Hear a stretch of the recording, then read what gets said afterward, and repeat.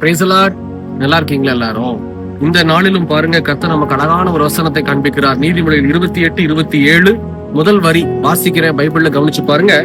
தரித்திரருக்கு கொடுப்பவன் தாழ்ச்சி அடையான். தாழ்ச்சி அடையான் அப்படின்னா இது ஒரு வகையான ஒரு பரிபூர்ண ஆசீர்வாதம். கொடுக்க கொடுக்க குறையவே குறையாது. அதுதான் தாழ்ச்சி அடையாத ஒரு காரியம். யாருக்கு கொடுக்கணும்? ஆண்டவர் சொல்றாரு வேதத்துல, தரித்திரருக்கு கொடுக்கணும். தரித்திரர் யார் தெரியுமா? நம்ம ஒரு பொருளோ இல்ல உதவியோ செய்யறோம் அப்படின்னா திரும்பி அவங்க நமக்கு கொடுக்கவே முடியாது. அவங்கதான் தரித்திரர்கள். அப்படிப்பட்ட தரித்திரர் கொடுக்கும் போது நம்ம தாழ்ச்சி அடைய மாட்டோம், பரிபூரணத்தை பெற்றுக் கொள்ளுவோம். இரண்டாவது, கொடுக்க வேண்டிய ஒரு காரியம் என்ன தெரியுமா? இயேசு கிறிஸ்து சொல்லுகிற நபர்களுக்கு நீங்க உதவி செய்யணும்.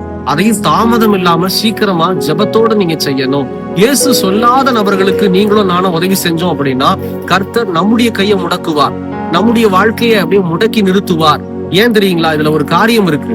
ஏன்னா ஃபர்ஸ்ட் திங், நம்ம ஆண்டவர் சொல்லாத நபர்களுக்கு உதவி செய்யும் போது அவங்களை நம்ம சோம்பேறியா மாத்துறோம். ரெண்டாவது, அவங்க இயேசுவை பார்க்காம நம்மளையே தான் பார்ப்பாங்க. அது ஆண்டவருக்கு பிடிக்காது.